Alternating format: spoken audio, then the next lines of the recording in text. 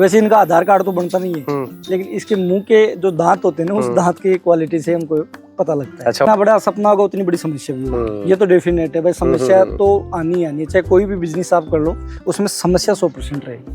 बड़े बुजुर्गों ने कहा है कि जब पेट सही है तो सब सही है भाई। इसके जैसे बड़ा आदमी ने कहा है कि भाई बर्तन ही नहीं है तो इसकी क्षमता ही नहीं है। मारुति 800 और स्कॉर्पियो की कैसे वो कंपेयर नहीं किया जा सकता। कि जैसे एक तो चिंचड़ी लग जाती है शरीर में तो उसे प्रोटोजोआ बुखार बन जाता है। प्रोटोजोआ बुखार एक ऐसा बुखार है उसमें किसान को पता नहीं चलता इस गाय की प्रॉब्लम क्या हो रहा है। मतलब कि रख रखाव कैसे रखें और इनको खिलाएं पिलाएं क्या। सर ये साइलेज का एक बार मुझे बताना सर, ये वाला बहुत बढ़िया पॉइंट था। हाँ, एक इनको परेशानियां किस मौसम में या किन चीजों से सबसे ज्यादा आती हैं?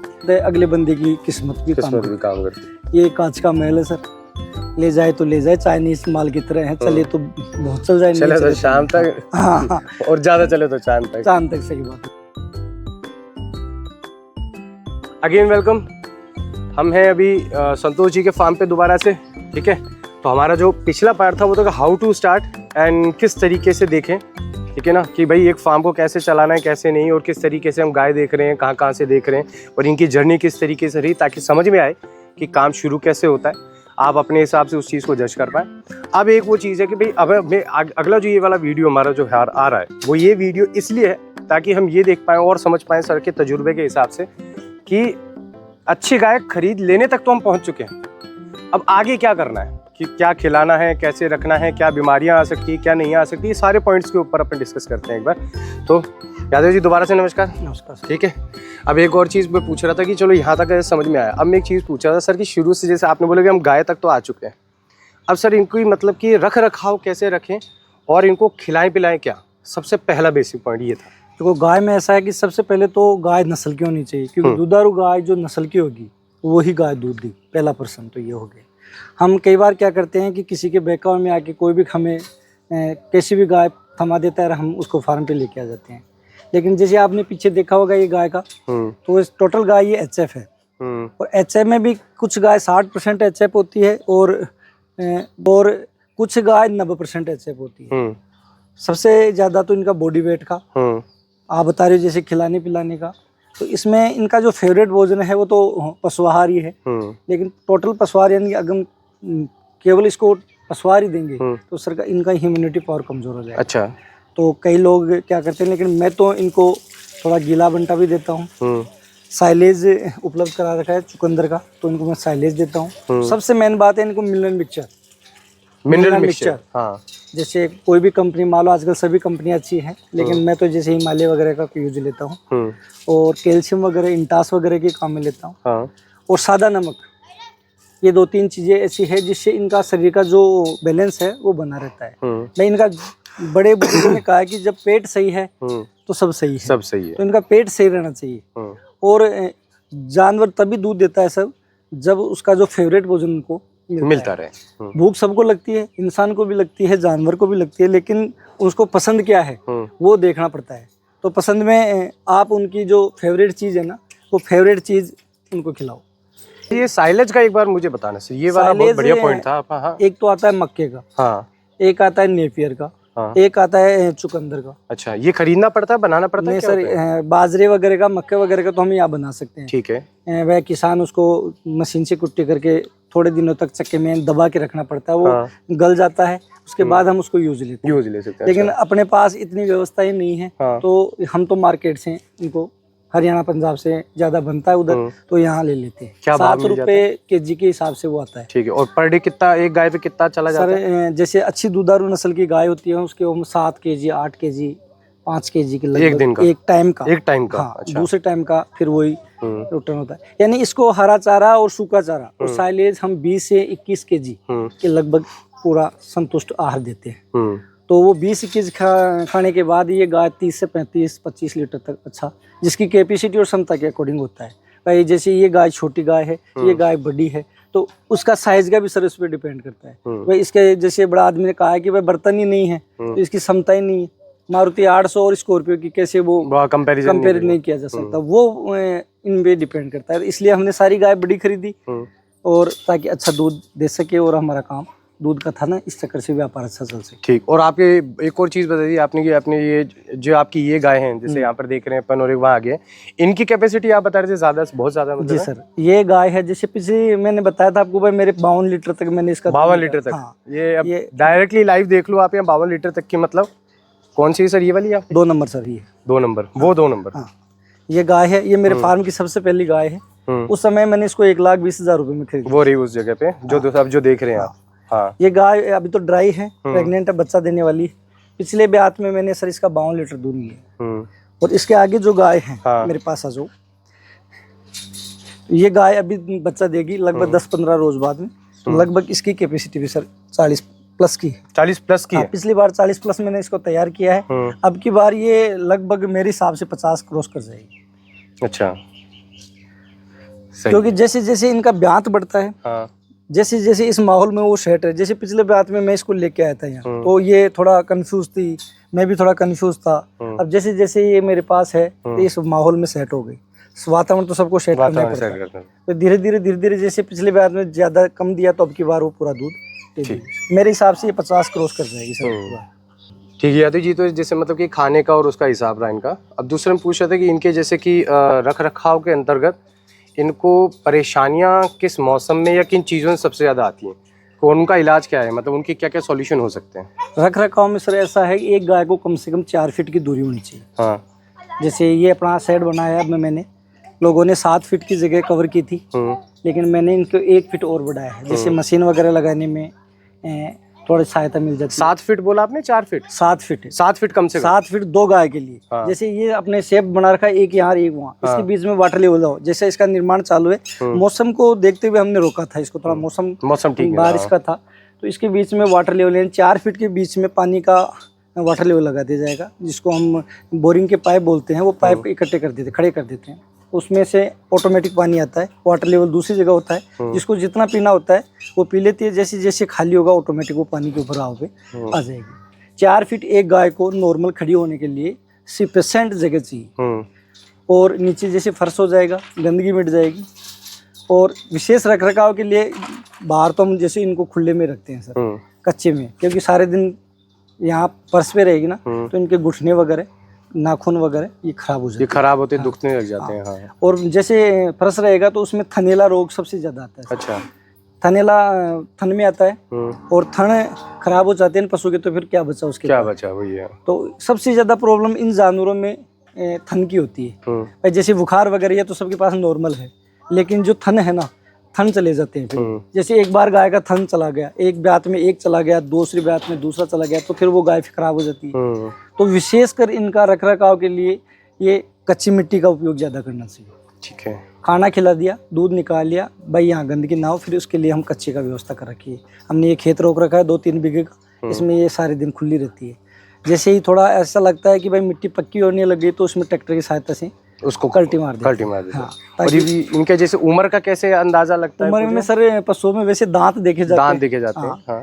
जैसे जैसे दांत पूरे होते जाएंगे तो वो परिपक्व हो जाएगी, यानी 2 दांत से चालू होती है, 4 दांत, 6 दांत। जैसे बछड़ी 18 महीने की होती है, अदंती होती है। जैसे वो ब्याह गई तो पहले ब्यात में अदंत भी बैठ जाती है, फिर वो 2 दांत 4 दांत हो जाती है, फिर दूसरा ब्यात हो जाता है, फिर तीसरा ब्यात में 6 दांत हो जाती है। इस प्रकार से दांतों से इनका पता लगाया जाता है। वैसे इनका आधार कार्ड तो बनता नहीं है, लेकिन इसके मुंह के जो दांत होते हैं ना, उस दांत की क्वालिटी से हमको पता लगता है। अच्छा, वो दंत सूत्र के हिसाब से आपने देख लिया, मतलब बता लिया, तो उस हिसाब से इनका पता लगता है। ठीक है यादव सर, एक और चीज़ मैं पूछ रहा था इसके अंदर आपके साथ में, मेरे को आपके मतलब की बातों से ही मैं उस बात को जोड़ पाया कि जैसे आपने थनेला वगैरह वो बताए, उसके अलावा आम तौर पर, ठीक है, रोज़मर्रा के हिसाब से देखते हैं तो कुछ छोटे मोटे जैसे कि बुखार या कोई बीमारी और कुछ ऐसा, और उसका इलाज किस तरीके से करते हैं? जैसे सर विशेष तो बुखार होता है। हाँ।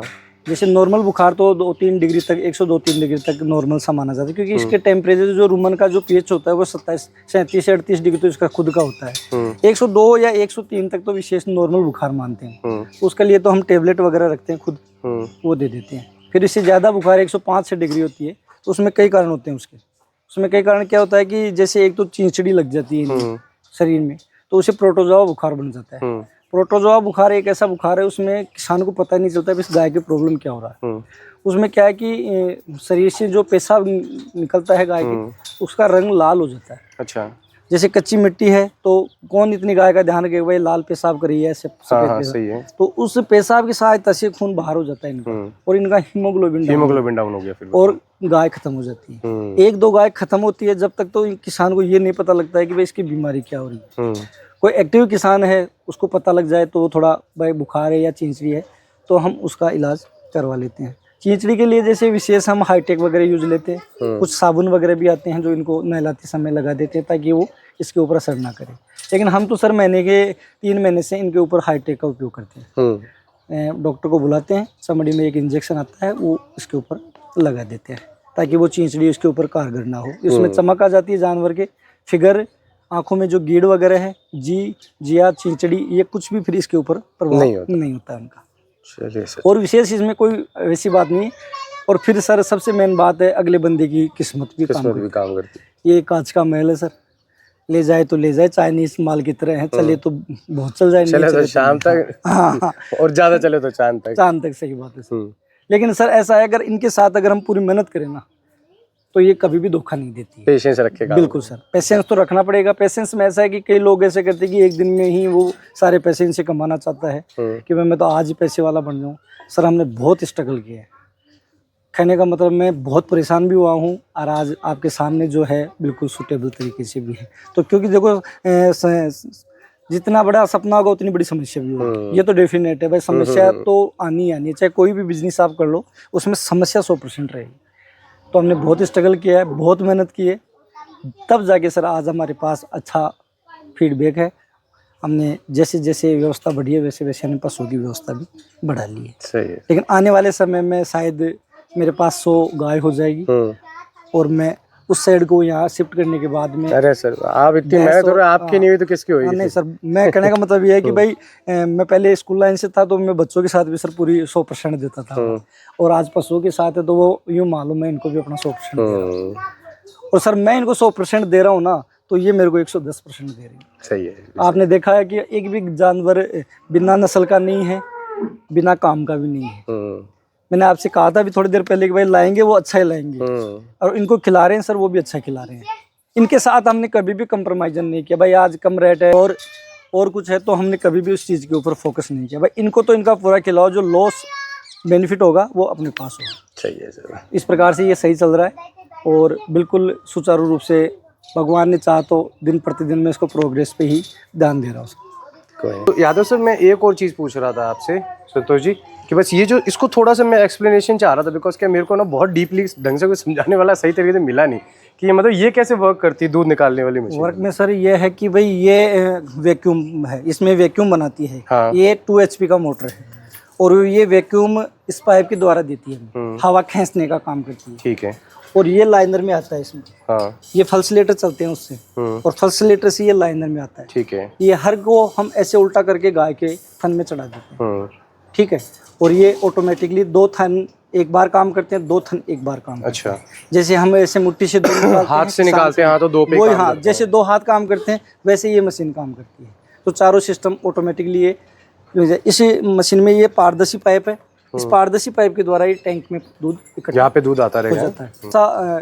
ध्यान रखना पड़ता है भाई, मशीन खाली। लोगों की भ्रांतियां हैं कई कि भाई मशीन से दूध निकाल से थन से खून निकल जाता है, वो हो जाता है, यानी लोगों को गुमराह करते हैं। ऐसा कुछ नहीं है, क्योंकि थन में कोई हड्डी नहीं होती है। सारे दिन भी अगर मशीन लगी रहती है इसका कोई साइड इफेक्ट नहीं है। आराम से जब दूध निकल जाता है तो हम इसको प्रेशर पाइप है नीचे, इसको हटा लेते हैं और इसकी सहायता से पूरा दूध बाहर टैंक भर जाता है। ये 25 लीटर ऑटोमेटिक है, जब भर जाएगा ये ऑटो कट हो जाएगा, ऑटोमेटिक बंद हो जाता है और फिर अपने इसको खाली करके वापस लगा लेते हैं सर इसमें। सही है। और इसकी सर ये पाइप्स की भी अगर देखें अपन साफ सफाई किस तरीके? साफ सफाई हर सर 2 रोज से करते हैं। जैसे इतना दूध निकलता है तो 2 रोज में ये गंदा हो जाता है। हाँ। क्योंकि मिल्किंग चालू रहती है तो मिल्क जम जाता है। हाँ। आपको पता है दूध सबसे ज्यादा जमता है। तो 2 रोज में इसका पूरा पाइप को हम निकाल के सर्फ की सहायता से, क्लीनर वगैरह की सहायता से साफ करते हैं और फिर वापस इसको जोड़ देते हैं। हाँ, वही को मैं जब भी देख रहा हूँ कि प्रोटीन क्या जल्दी खराब होता है। हाँ, क्योंकि तो अभी थोड़ा कच्चा है ना नीचे, इसकी वजह से भी ये मिट्टी वगैरह छट जाती है, लेकिन ये पूरा पैक है, यानी ये अंदर प्रवेश नहीं करता है।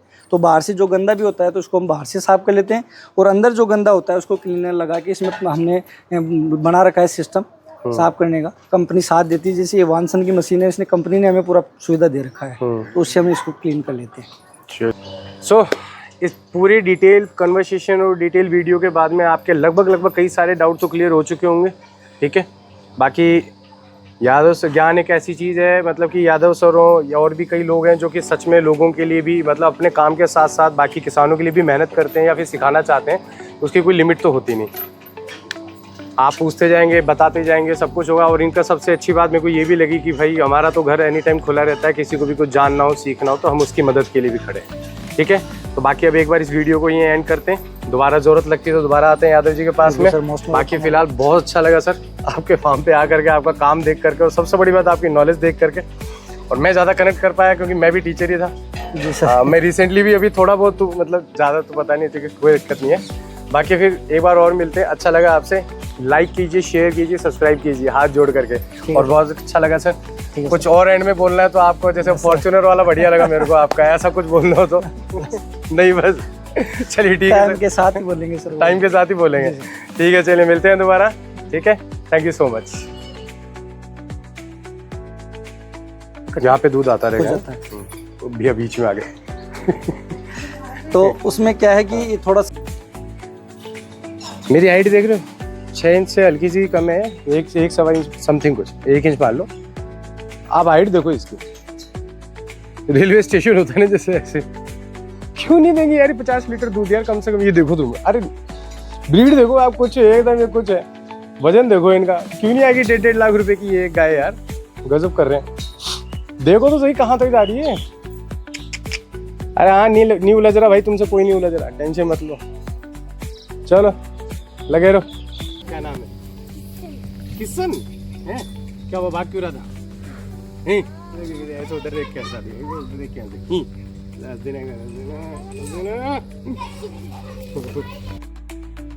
क्या हुआ है?